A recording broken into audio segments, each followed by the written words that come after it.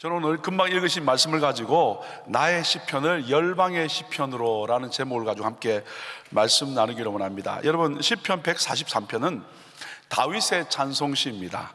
특별한 배경은 있지는 않지만 그의 삶 전체를 돌아보면서 쓴 시가 바로 시편 145편이 되겠습니다. 그의 어린 목동 시절, 골리앗과의 승리 후에 사울에게 쫓기던 광야 생활 뿐만 아니라 왕으로서의 각종 전쟁에서의 승리, 그리고 밧세바의 사건의 실패, 또 압살롬의 반역, 그의 노년의 연약함, 여러 가지 모습들, 그래서 그의 파란만장한 인생 끝에서 드리우는 왕 대신 하나님께 대한 신앙의 고백이라고 할 수 있겠습니다. 자, 근데 시편 145편은 몇 가지 특징이 있습니다. 첫 번째는 뭐냐면 알파벳 시입니다. 우리가 이미 공부한 것처럼 답관체라고 이야기했습니다. 뭐냐면 머리 끝자를 밟아가면서 이어가는 형식입니다. 여러분, 시편 119편 기억하십니까? 히브리의 이 알파벳이 22자가 있는데 각자의 8절씩 해서 전체를 176절로 했던 말씀 기억나십니까? 그런데 오늘 보니까 알파벳인데 그러면 22자라 그러는데 오늘 읽으신 말씀 보니까 1절부터 21절인데요 라고 이렇게 말씀하시는 분이 계십니다. 맞습니다. 22자 중에 14번째 자인 눈이라는 단어가 빠져 있습니다. 그 이유가 뭘까 또 여러분들이 이야기하는데요, 원래는 있었는데 필사 과정에서 빠진 것 아닌가 이렇게 해보는 말씀하시는 분도 계십니다. 뭐냐면 사해사본이나 70인형에 이 눈이라는 단어가 있기 때문에 아마 쓰다가 잘못 쓴 거 아닌가 그렇게 말씀하는 분도 있고요, 또 어떤 분은 이렇게 표현한 분도 있습니다. 의도적으로 생략했을 것이다. 왜냐하면요, 이 히브리어의 눈이라는 단어는요, 눈으로 시작하는 단어는 넘어짐, 몰락, 심판들에 관련된 단어들이 많기 때문에 그렇습니다. 그래서 다윗이 의도적으로 이 몰락의 이미지를 제거하고 하나님의 자비와 회복을 강조했다라는 그런 견해도 있습니다. 그런데 참 흥미롭게도요, 14절에 보시면 여호와께서는 모든 넘어지는 자들을 붙드시며, 이 넘어진다는 나팔이라는 단어를 쓰면서 눈이라는 단어를 썼죠. 근데 그것을 사용하고는 주님이 붙들어 주신다라고 하는 회복의 메시지를 사용하고 있습니다. 자, 근데 이런 질문이 또 생길 것 같아요. 그럼 왜 이렇게 답관체로 이런 구제로 썼을까라는 겁니다. 여러분, 옛날에는 두루마리가 있고 성경이 없지 않습니까? 그리고 각자 개인이 가지고 있지 않지 않습니까? 그러니까 대부분이 어떻게 하냐면 그것을 암송하는 겁니다.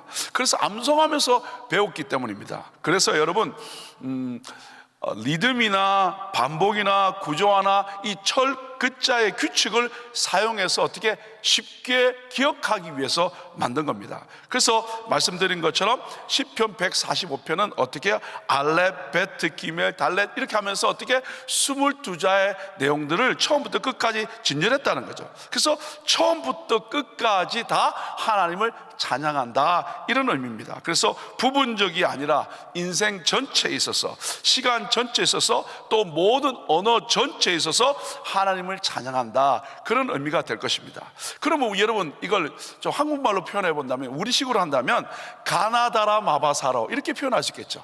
여러분이 한번 가나다라 마까지만 한번 운을 띄워주시면, 제가 한번 답관처럼 한번 만들어 보도록 하겠습니다. 간단하게 여러분, 첫 번째 운을 한번 띄워주시면 가장 크고 높으신 하나님을 찬양합니다. 그 다음에 나를 붙들어 주신 하나님, 그 하나님을 높여 드립니다. 그 다음에 다함이 없는 그 하나님의 은혜를 찬양합니다. 라파의 하나님, 치유하시고 회복하시는 그 하나님께 감사 찬양 드립니다. 마음 다해 그 하나님을 높여 드립니다. 이렇게 가나다라 마바사 이렇게 하면서 함께 하나님을 찬양하는 내용이 바로 답관체의 찬양이라는 거예요. 이렇게 하니까 외우기가 쉽죠. 자, 이런 식으로 함께 시편 145편이 기록되었다. 그럼 이제 여러분 이해가 되실 것 같습니다. 자, 그러면 시편 145편은 어떻게 시작할까요? 여러분, 1절과 2절에 보면 하나님을 찬양하면서 시작합니다. 우리 함께 소리내서 한번 읽도록 하겠습니다. 시작. 왕이신 나의 하나님이여, 내가 주를 높이고 영원히 주의 이름을 송축하리이다. 내가 날마다 주를 송축하며 영영이 주의 이름을 송축하리다.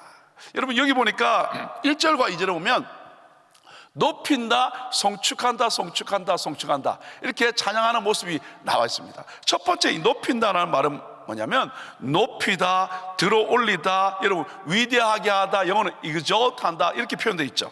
이거는 하나님을 실제로 더 크게 뭔가 만드는 것이 아니라 내 삶 속에서 가장 높으신 그 하나님을 인정하고 높여드리는 것을 말합니다. 그래서 다윗은 자신이 왕이지만 하나님을 왕으로 인정하고 내 삶과 내 어떤 모든 문제보다 더 크신 그 하나님을 높여드린다. 이 말이 바로 첫 번째 높여드린다는 겁니다. 그 다음에 두 번째와 세 번째는요, 이 송축하다고 되어 있는데 이게 뭐냐면 아바레카라는 단어인데요, 이 아바레카라는 단어가 어디서 왔냐면 히브리어 여러분 어근이 뭐냐면 바라크라는 단어입니다. 바라크는 여러분 잘 아시지 않습니까? 축복이라는 단어죠. 축복하다 이런 단어죠. 근데 여러분 이 기본 뜻이 축복하다와 무릎 꿇다라는 두 단어의 의미가 있습니다. 즉 이 바라크가 사람에게 적용되면 축복하다, 복을 주다라는 겁니다. 그런데 하나님께 적용될 그런 경우에는 하나님을 축복할 수 없잖아요. 그래서 하나님께 사용되면 하나님께 복을 드리는 것이 아니라 그 하나님을 찬미하고 경배하고 그분의 위대하심을 인정한다 그 말입니다. 근데 왜 이 무릎 꿇다라는 단어와 연결이 되었냐 이 말이 뭐냐면 고대에서는요, 히브리 개념에서는 겸손히 무릎 꿇어 경의를 표하는 모습과 이 바라크라는 단어와 연결되어 있습니다. 그래서 이 송축하다, 첫 번째는 높여드리고 두 번째 송축하다, 송축하다 이 말은 뭐냐면 결국 경배한다, 존중한다, 복종한다, 감사의 표현을 말합니다. 그래서 시편 145편 1절과 2절에 보면 결국 어떻게 송축한다, 송축한다 이 말하면 계속해서 하나님 앞에 무릎을 꿇고 그분을 경배한다 그 말씀이 되겠습니다. 그 다음에 네 번째도 똑같이 송축한다라고 되어 있지만 원어에는 할렐루야라고 되어 있습니다. 여러분 할렐루는 뭡니까? 하나님을 찬양한다 그 말이고 야는 하나님을 찬양하는 거야. 그래서 어떻게 하나님을 찬양한다 이 말의 의미는 하나님의 성품과 그분의 행하심을 기뻐하면서 그냥 조용히 묵상하는 것이 아니라 기쁨으로 드러내어 찬양하는 것을 말합니다. 그러니까 금방 읽으신 1절과 2절의 네 단어를 정리하면 어떻게 이렇게 볼 수 있습니다. 높인다라는 거예요. 하나님을 세상의 어떤 왕보다도 높인다. 그 하나님을 나의 하나님으로 인정한다. 그리고 그 하나님을 어떻게 겸손히 경배하고 그분을 높여드릴 뿐만 아니라 마지막 할렐루야라고 하면서 어떻게 기쁨으로 그 하나님을 입으로 선포하며 찬양한다 그 말입니다. 이것이 바로 1절과 2절의 내용이 되겠습니다. 자, 그러면 이렇게 질문을 할 수 있을 것 같습니다. 그러면 왜 이렇게 찬양을 할까요? 왜 이렇게 찬양을 할까요? 높이고 경배하고 소리를 높여서 찬양하고 왜 이렇게 찬양할까요? 첫 번째는 뭐냐면 하나님이 어떤 분인 것을 인생을 살아보니까 어떻게 그 하나님을 경험하고 나니까 찬양할 수밖에 없다라는 거예요. 여러분 3절에 보니까 여호와는 광대하시니 그의 광대하심을 측량하지 못한다는 거예요. 위대하시다는 하나님이라는 거예요. 뿐만 아니라 5절에 보니까 그의 존귀하고 영광스러운 위엄과 그 기사 그분을 보고 나니까 경험하고 나니까 찬양할 수밖에 없다라는 겁니다. 또 7절에 보니까 뭐라고 말씀하고 있냐면 그의 크신 은혜와 그분의 의를 경험하고 나니까 나는 그분을 노래할 수밖에 없다라는 거예요. 그리고 8절에는 여러분 잘 아시는 말씀이죠. 여호와는 은혜로우시며 자비로우시며 노하기를 더디하시며 인자하심이 크시도다. 그리고 9절 여호와께서는 만유를 선대하시며 그 지으신 모든 것에 긍휼을 베푸시는도다. 이건 한 절 9절에서 조금 더 설명드리도록 하겠습니다. 결국 이런 하나님을 경험하러 하니까 하나님을 찬양할 수밖에 없다라는 거예요. 두 번째 왜 나는 하나님을 찬양할 수밖에 없냐면 이겁니다. 주님의 통치하시는 나라가 영원하기 때문에. 여러분 그는 왕입니다. 왕으로서 나라를 통치해봤지 않습니까? 그런데 얼마나 많은 문제와 어려움이 있었습니까? 그 나라는 얼마나 또 위태하고 힘들 때가 많았습니까? 그런데 그 하나님이 다스리는 그 하나님의 나라를 보니까, 그 통치를 보니까 그 하나님은 영원한 나라이고 그 통치는 대대에 미치는 그 하나님을 경험하고 나니까 나는 어떻게 그 하나님을 찬양할 수밖에 없다, 그 말입니다. 세 번째, 나는 왜 그 하나님을 찬양할 수밖에 없냐면 하나님의 행하신 그 모든 일들을 경험하고 나니까 찬양할 수밖에 없다라는 거예요. 그것이 여러분 14절부터 20절까지 내용입니다. 어마어마한 내용이 많죠.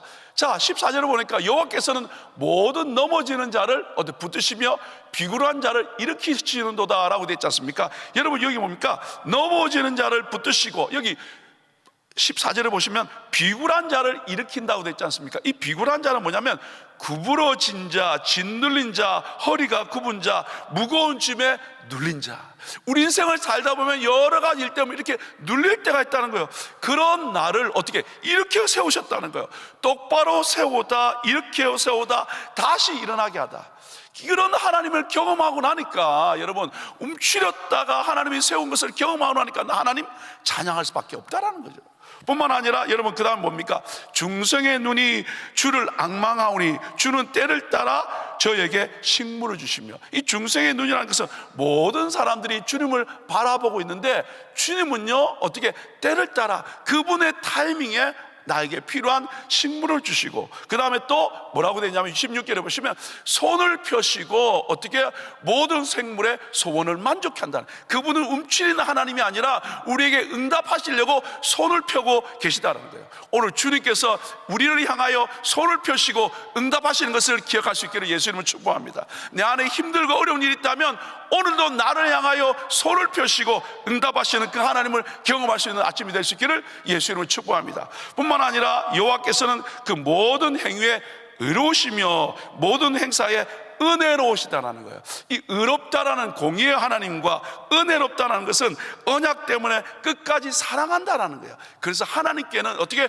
공의와 사랑이 함께 있습니다. 그래서 잘못한 부분에 대해서는 혼내시지만 그러나 끝까지 사랑하시는 그 하나님을 경험하고 나니까 이렇게 찬양할 수밖에 없다라는 거예요. 그 다음에 또 어떻게 간구하는 모든 자에게 하나님이 어떻게 가까이 하시고요. 그 다음에 또 말씀해 보면 경외하는 자의 소원을 들으시고 부르짖음에 어떻게 들으사 구원하신다고 말씀됐고요. 마지막 20절에는 여호와께서 자기를 사랑하는 자를 다 보호해 주시고 나를 힘들게 하고 방해하는 모든 악인들에 대해서는 하나님이 멸해 주신다라고 고백하고 있습니다. 이렇게 하나님을 경험하고 나니까 나는 하나님을 찬양할 수밖에 없다, 그 말입니다. 두 번째 질문입니다. 그러면 그 하나님을 어떻게 찬양했을까요? 물론 하나님이 어떤 분인 것도 나지만 여기 3절부터 7절까지는 어떻게 하나님을 찬양했는가 나옵니다. 3절부터 한번 볼까요? 여호와는 광대하시니 어떻게 찬양했다고? 크게 찬양한다고 되어 있고요. 그 다음에 또 4절에 가볼까요? 크게 칭송하며 선포한다고 되어 있고요. 그 다음에 5절에는 또 뭐라고 됐습니까? 묵상한다는 게, 읊조린다라는 거예요. 되새긴다라는 거예요. 그분이 행하신 것을 한번 그냥 보는 것이 아니라 깊이 묵상하고 그분을 높여드린다, 이 말입니다. 그 다음에 6절에는 뭐라고 되냐면 두려운 일의 세력을 말할 것이요. 여러분 두려운 일의 세력이라 그러니까 이게 두려운 일의 세력을 어떻게 말하나? 이게 뭐냐면 awesome deed, 하나님이 행하신 어마어마한 놀라운 그 일을 말한다, 그 말입니다. 하나님이 내 가운데 행하신 그 awesome한 어마어마한 귀한 일을 내가 어떻게 말한다. 그 다음에 또 어떻게 해요? 나도 주의 광대하심을 선포하는 겁니다. 그리고 마지막 7절에는 뭐라고 됐냐면 크신 은혜를 기념한다, 기억하여 말하고 주의 의를 노래한다는 거예요. 결국 어떻게 하나님이 어떤 하나님을인가를 알고 나니까 어떻게 해요? 크게 찬양하고 크게 칭송하고 선포하고 묵상하고 하나님이 행하신 놀라운 일을 말할 뿐만 아니라 어떻게 해요? 선포하고 기억하고 노래한다, 그 말입니다. 자, 그러면 이렇게 함으로 말미암아 어떻게 어떤 결론에 이르게 될까요? 1절과 2절에서는 찬양으로, 나의 찬양으로 시작됐습니다. 10절에서는 주의 성도가 찬양을 합니다. 그리고 인생에게 알리기 시작했고요. 그리고 21절에 가서는 뭐요? 모든 육체가 찬양하는 거예요. 그래서 어떻게 나의 일에 대해서 내 인생을 돌아보면서 하나님이 행하신 것을 찬양했더니 그거로 끝나지 않고 주의 성도들이 찬양하고, 그리고 인생에게 알려질 뿐만 아니라 이제는 모든 육체가 찬양하는 것으로 이 시편 145편이 마무리됩니다.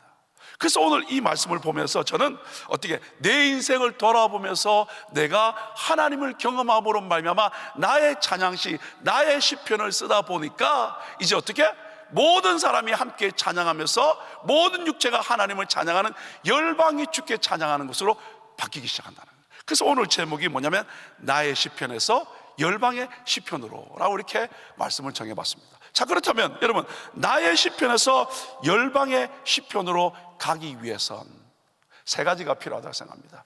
첫째는 뭐냐면 영원한 나라의 왕이신 하나님을 나의 왕으로 고백함으로 시작된다는 거예요. 그리고 오늘 우리의 삶 가운데 그 하나님이 영원한 왕이시고 그분이 영원한 나라를 어떻게 다스리는, 대대의 그분의 통치가 미치는 것을 경험하는, 그것부터 시작된다, 그 말입니다. 그래서 여러분, 아까 우리가 한 것처럼 어떻게 1절과 2절에 그 하나님을 높이고 그 하나님 앞에 어떻게 경배하고 그리고 소리 높여 선포하고 찬양함으로 나아갔다, 이 말입니다. 자, 그러면 이 하나님의 그 왕되심을 어떻게 우리가 고백할 수 있었냐면 그분의 나라가 영원한 것을 경험했기 때문에 그렇습니다. 여러분, 11절부터 13절을 보면 이렇게 말씀하고 있습니다. 저희가 주의 나라의 영광을 말하며 주의 능을 일러서, 그 다음에 주의 능하신 일과 주의 나라의 위엄의 영광을 인생에게 알게 하리다. 3절에 주의 나라는 영원한 나라이니 주의 통치는 대대 이르로다. 말씀드린 것처럼 왕이었단 말입니다. 그리고 통치해봤단 말입니다. 그런데 내가 다스리는 그 나라는 나의 실력은 안 된다라는 거예요. 근데 하나님을 보고 나니까, 그 하나님의 나라를 경험하고 나니까, 그분의 통치를 보고 나니까 어떻게 해요? 그분을 인정할 수밖에 없다, 그 말입니다. 그래서 말씀드린 것처럼 3절부터 7절까지 그 하나님을 계속해서 찬양하는 것입니다. 사랑하는 여러분, 주의 나라는 영원합니다. 아멘. 그분의 통치는 대대 이릅니다. 그것을 경험할 때 우리는 문제 앞에서 어떻게 해요? 나의 고백, 이 문제 앞에서 넘어지는 것이 아니라 나의 하나님을 경험한, 그 나라를 경험한 찬양시를 쓰기 시작하는 겁니다. 문제는 있었지만, 어려움이 있었지만 그 하나님의 나라의 통치의 영원한 것을 보고 나니까 그때 내가 찬양시를 씁니다. 시편을 쓰는 겁니다. 그러면서 여러 가지 방법으로, 형태로 하나님을 찬양하게 된다, 그 말입니다. 사랑하는 여러분, 내 삶에 지금 어려운 문제가 있습니까? 그 문제 가운데 하나님의 영원한 통치, 그 나라를 바라보십시다. 그때 그 하나님을 경험함으로 말미암아 나도 내 삶에서 나의 시편을 써내려갈 수 있는 것입니다. 그렇게 그 하나님을 고백할 수 있는 저와 여러분 되시기를 예수 이름으로 축복합니다. 두 번째는 뭘까요? 어떻게 나의 시편이 열방의 시편으로 갈 수 있을까요? 두 번째는 뭐냐면 여호와의 성품을 경험함으로 가능합니다. 하나님이 어떤 분인 것을 경험하는 겁니다. 왜 저의 원벌스이기도 합니다만 8절과 9절에 보시면 여호와는 은혜로우시며 자비하시며 노하기를 더디하시며 인자하심이 크도다라고 되어 있지 않습니까? 여러분, 이 말씀은 뭐냐면 출애굽기 34장 6절 말씀입니다. 여호와라 여호와라 자비롭고 은혜롭고 노하기를 더디하고 인자와 진실이 많은 하나님이로다 라고 이렇게 말씀하고 있습니다. 이 말씀은요, 금송아지 사건 이후에 이스라엘이 심판을 받아서 마땅하지만 하나님은 자신의 성품을 드러내는 겁니다. 하나님이 있는데 금송아지를 만들어서 이것이 나의 하나님이라고, 이 하나님이 우리를 애굽에서 이끌어냈다고 고백했다는, 이 말을 들었을 때 하나님의 마음이 어떨까요? 그런데 그 하나님은 어떻게 자신의 성품을 드러내는데 그 하나님은 은혜로우시다는 거 아시지 않습니까? 은혜는 받을 수 없는, 자격이 없는 우리들에게 베풀어 주신 것을 말합니다. 마치 신약에서 어떤 주님을 말합니까? 가늠한 여인을 향하여 어떻게 해요? 나도 너를 정죄하지 않는다 라고 하면서 어떻게 은혜로 받아주시는 주님의 모습. 두 번째, 자비롭다는 말은 뭡니까? 여러분 잘 아시지 않습니까? 이 자비롭다는 말은 어떻게 해요? 이 자궁과 연결되어 있습니다. 깊은 긍휼을 느끼다. 어머니의 태에서 이 태아를 보호하는 그 보호 본능을 말합니다. 결국 그분은 어떻게 해요? 단순의 동정을 말하는 것이 아니라 아기가 울 때, 아기가 힘들 때 반응하며 안아주는 모습, 이것을 말하는 거예요. 이것은요, 마태복음 9장 36절에 나오는 목자 없는 양같이 고생하여 기진하는 그 백성들을 향하여 불쌍히 여기는 마음, 이것이 바로 어떻게 자비로운 마음을 말합니다. 또 세 번째는 뭐냐면 노하기를 더디하시는 것. 여러분, 이 노하기를 더디한다는 말이 원어에 보면 코가 길다 이렇게 되어 있습니다. 이 말이 무슨 말이냐면 히브리 사람들은요, 분노하면 코가 뜨거워진다라고 이야기합니다. 한국 사람은 눈에서 불이 나온다고 이야기할 수 있습니다. 그러니까 코가 어떻게 되냐면 뜨거워진다는 거예요. 그러니까 코가 짧아진다는 것은 쉽게 화를 낸다는 거예요. 여러분, 코를 보시면 됩니다. 내 코는 짧은가 긴가? 그죠? 내 코가 길다는 것은 어떻게? 잘 인내한다, 오래 참는다, 그 말이죠. 우리 하나님은요, 이 말씀은 충동적으로 행동하지 않는다, 그 말입니다. 어떻게 해요? 광야의 이스라엘 백성과 사사시대의 이스라엘 백성들과 그리고 유다의 많은 그 죄들에 대해서 하나님은 어떻게 충동적으로 반응하지 않는 노하기를 더디하시는 하나님이라는 거죠. 그 다음에 어떻게 해요? 인자하심이 크도다. 여러분 아시지 않습니까? 이 인자하심은 언약적인 사랑입니다. 신실한 사랑입니다. 변함이 없는 그 사랑이라는 거죠. 그 하나님을 경험하고 나니까 어떻게 해요? 내 가운데 시편이 써지는 겁니다. 그래서 여러분 잘 아시는 것처럼 시편 150편 중에 73편이 다윗의 시편입니다. 근데 그 시편은 왕궁에서 쓴 찬양이 아닙니다. 광야의 눈물과 전쟁의 피와 죄인의 문제와 회개, 배신, 상처, 가정의 아픔, 여러 가지 삶의 것들을 경험하면서 삶의 현장에서 쓴 것, 그것이 그의 신앙의 고백인 줄 믿습니다. 여러분, 오늘 내 삶 가운데 되어지는 여러 가지 많은 일 가운데 그것 때문에 힘들어하지 마시고 그것 때문에 하나님을 바라보는 말미암아 여러분의 시편을 써내갈 수 있기를 예수 이름으로 축복합니다. 자, 세 번째를 보실까요? 어떻게 나의 시편이 열방의 시편으로 갈 수 있을까요? 말씀드린 것처럼 실제로 삶 가운데 하나님을 경험함으로 가능케 됩니다. 여러분, 우리가 아까 설명드렸던 14절부터 20절까지가 바로 하나님께서 연약한 자를 어떻게 돌보는 내용이 14절부터 20절까지 내용입니다. 14절에 보니까 넘어지는 자를 붙들어 주신다고 됐고요, 15절에서는 어떻게 그분이 15절과 16절 손을 펴서 필요한 것을 공급한다고 말씀드렸고요, 18절에서 17절에는요 의로우심과 그분의 인자하심이 있다고 되어 있고요, 그리고 18절에는 뭐라고 됐습니까? 강구하는 모든 자에게 어떻게 해요? 가까이 하신다고 말씀되어 있고요, 19절에는 경외하는 자, 그 부르짖는 자를 들으시고 구원하신다고 됐고요, 그리고 20절에는 사랑하는 자를 보호하는 이야기가 되었습니다. 결국 14절부터 20절까지 그 삶 전체를 돌아보니까 이렇게 하나님이 일하셨다는 거예요. 그 하나님이 일하신 것을 경험하고 나니까 내가 뭐요? 시편을 쓸 수밖에 없다, 그 말입니다. 그런데요, 이렇게 마무리하면서 21절에 이렇게 마무리해요. 21절 볼까요? 내 입이 여호와의 영예를 말하며 모든 육체가 그의 성호를 영영히 송축할지로다. 이 말씀 띄워놓으시면요, 아까 나의 하나님을 찬양했잖아요.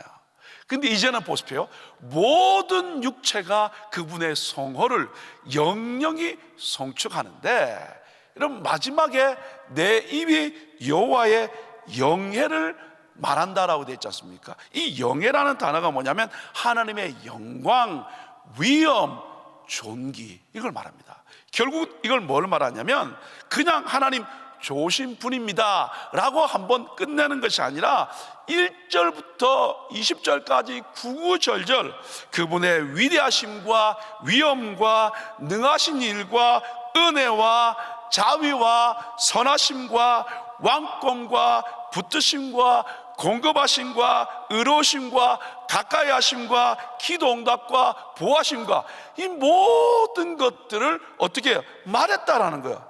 그러면서 뭐라고 이야기했습니까? 오늘 보니까 어떻게 해요? 내 입이 하나님이 어떤 분인 것을 이렇게 전체를 들어서 계속해서 하나님을 찬양했다는 거예요. 여러분 보세요, 이렇게 나로부터 시작된 찬양이 대대로 미치고 주의 성도가 10절에 찬양하고 그리고 마지막에 모든 육체가, 즉 열방이 그분의 성호를 송축하게 된다, 그 말입니다. 사랑하는 여러분, 그래서 오늘 하나님의 사람이 내 삶에서 내 삶을 돌아보고 경험하는 모든 일을 통해서 시편을 쓰면서 나의 찬양시를 올려드릴 때, 그것은 골방에서 나온 차의 찬양으로 끝나지 않고 함께 찬양하고 대대로 찬양하고 백성들과 함께 찬양하며 나갈 때 열방이 함께 듣고 그 하나님의 성호를 찬양하게 된다, 이 말입니다. 오늘 우리 함께 시편을 읽고 또 예배하고 또 여러분이 보내신 그곳에서 사역하면서 부딪히는 여러 가지 일 때문에 고민하고 힘들어하지 마시고 우리 함께 그분을 찬양하는 찬양시를 불러드리고 함께 쓰십시다. 그래서 그 사역을 함께 할 때 결국 그렇게 찬양하는 모든 분들이 열방까지 나가서 그분을 찬양할 때 그 열방의 주님을 찬양하는 그런 역사가 일어나서 주님 오심을 준비하는 복된 우리 사역이 될 수 있기를 예수 이름으로 축복합니다. 같이 기도하겠습니다. 하나님 감사합니다. 좋으신 하나님, 그 하나님을 경험하고 하나님 그 나라가 영원한 것을 고백하며 내 가운데 행하신 그 하나님을 경험함으로 말미암아 하나님 어렵고 힘든 가운데서도 나의 찬양시, 나의 시편을 쓸 때에 그 시편은 혼자의 시편으로 끝나지 않고 모든 열방이 하나님을 찬양하는 시편으로 변한 것처럼 오늘 내 삶에서 경험되는 그 하나님을 찬양하고 높여드리며 그리고 그 하나님을 높여드리고 나갈 때 열방으로 나가고 경험하는 그 하나님을 선포할 때 열방이 함께 주님을 찬양함으로 말미암아 주님을 높여드리는 아름다운 찬양의 시가 될 수 있도록 우리 한 분 한 분을 들어 사용하여 주옵소서. 특별히 귀한 교회가 선교하며 사역하며 나갈 때마다 하나님 열방에서 그 하나님을 높이고 고백하며 간증할 때 열방이 함께 주님을 찬양함으로 말미암아 주님 오시기를 준비하는 복된 삶과 사역 될 수 있도록 축복하여 주옵소서. 감사하며 예수 이름으로 축복하며 기도 올려옵나이다. 아멘. 네, 귀한 말씀 감사합니다. 우리 자리에서 일어나셔서 내 평생 사는 동안 같이 찬양드리겠습니다.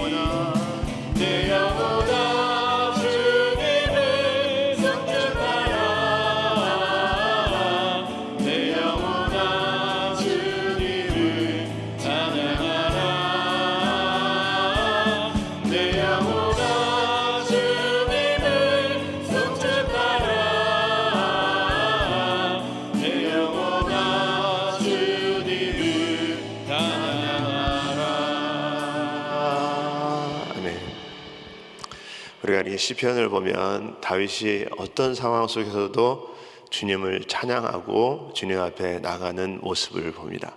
여러분, 우리들이 지금 상황이 어떤 상황일지라도 여러분, 우리는 내 영혼아 주님을 송축할지어다, 내 영혼아 주님을 바라볼지어다. 다윗이 왕이지만 진정한 왕이 누구냐, 늘 그것을 하나님 앞에 선포하고 나가고 있는 것을 볼 수 있습니다. 왕이지만 자기가 모든 것을 다 가졌지만 자기 힘과 능으로 할 수 없는 것들이 있다는 거예요. 자비로움과 은혜스러우심과 또 우리를 붙드심과 또 노하기를 더디하시는 그 하나님의 성품 앞에서 내가 그분을 따라가지 않을 수 없다라는 그런 고백을 하고 있는 것입니다. 그러면 우리가 오늘도 우리가 이제 세상으로 또 나갈 텐데, 여러분 그 모든 그런 상황 속에서 내 영혼아 주님을 찬양할지어다, 내 영혼아 주님을 바라볼지어다, 오늘도 왕 되신 주님을 내가 따라가겠나이다.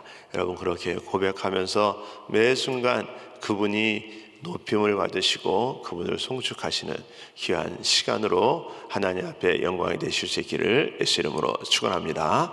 자, 우리 마음에 소원이 있으신 분들은 가슴에 손을 모시고, 아픈 분들은 아픈 곳에 손을 얹으시기 바랍니다. 거룩하신 아버지 하나님, 감사합니다. 우리 주님, 정말 우리 주님은 진짜 왕되심을 다윗의 고백처럼 날마다 우리가 고백하며 살아갈 수 있도록 하나님 도와주시옵소서.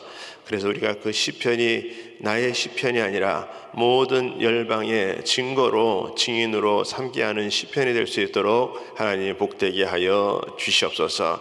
하나님 오직 우리 주님만 높임을 받으시고 또 우리 주님의 성품을 경험하게 하시고 또 우리가 그 성품을 증거하는 그런 하나님의 역사하심이 나타날 수 있도록 하나님 복되게 하여 주시옵소서.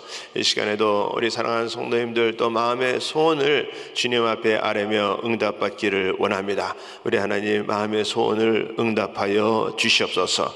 모든 막힌 것들을 우리 하나님께서 다 예수 이름으로 열어 주시옵시고 모든 묶인 것들을 다 예수 이름으로 풀어 주시옵시고 하나님의 기적을 경험할 수 있도록 하나님 은혜 베풀어 주시옵소서. 그리 아니하실지라도 하나님은 살아서 역사하시고 나를 인도하시고 나의 목자 되신 그분을 따라가기를 원하오니 하나님 그분을 따라감으로 우리 안에 모든 마음의 평강이 위로가 넘쳐날 수 있도록 하나님 역사하여 주시옵소서. 특별히 아버지 시간에 또 아픈 자들이 아픈 곳에 믿음으로 손을 얹었습니다. 여호와 라파 주의 하나님, 병든 자에게 손을 얹은즉 나으리라 라고 말씀하셨사오니 하나님의 약속의 말씀이 이루어지게 하여 주시옵소서. 모든 흑암의 세력들, 어둠의 세력들, 질병의 세력들 다 예수의 이름 앞에 무릎이 꿇게 되어 있다고 말씀하셨사오니 다 무릎이 꿇어지게 하시고 예수의 이름으로 떠나가는 역사 있게 하여 주시옵소서.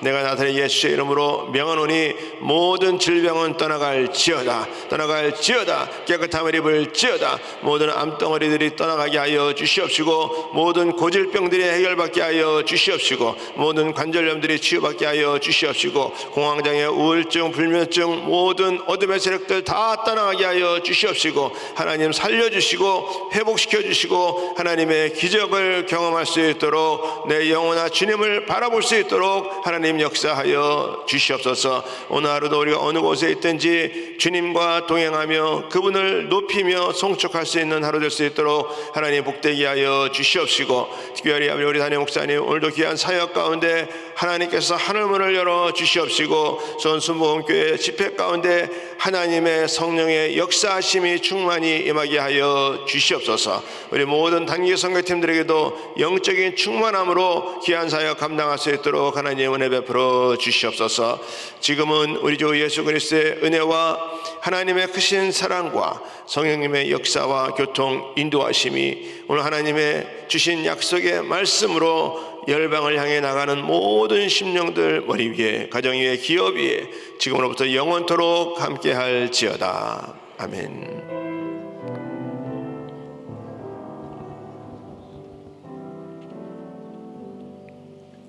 아멘. 우리 기도할 자리 잡으시고 또 우리 강단 위에 올라오셔서 또 우리 기도하시기 바랍니다. 우리 담임 목사님 위해서 우리 기도하시고 특별히 수원 순복음교회 집회하고 계신데 말씀과 권능으로 또 성령의 역사가 강하게 나타나서 우리 교회와 성도들이 새로워지는 역사 일어날 수 있도록 도와주시옵소서. 또 우리 교회 여러 지체와 사역을 위해서 기도합니다. 우리 특별히 총권사의 우리 김상순 목사님, 또 우리 황현희 권사님 위해서 기도해 주시고, 우리 또 총권사를 담당하는 우리 모든 우리 사역자들, 또 우리 회장님들, 또 우리 권사님들 하나님께서 붙들어 주시고 역사하여 주시옵소서. 우리 또 한 분의 선교사님 가정은 우리 장석희 악사나 우리 선교사님이십니다. 우리 귀한 선교사역도 잘 감당할 수 있도록 하나님 은혜 베풀어 주시고, 또 우리 오늘 사랑하는 성도님들 기도할 때 하늘문을 여시고 하나님의 위로와 평강으로 채우시는 시간 되게 하여 주시옵소서. 우리 같이 주여 삼창하시고 우리 합심해서 기도합니다. 주여 주여 주여.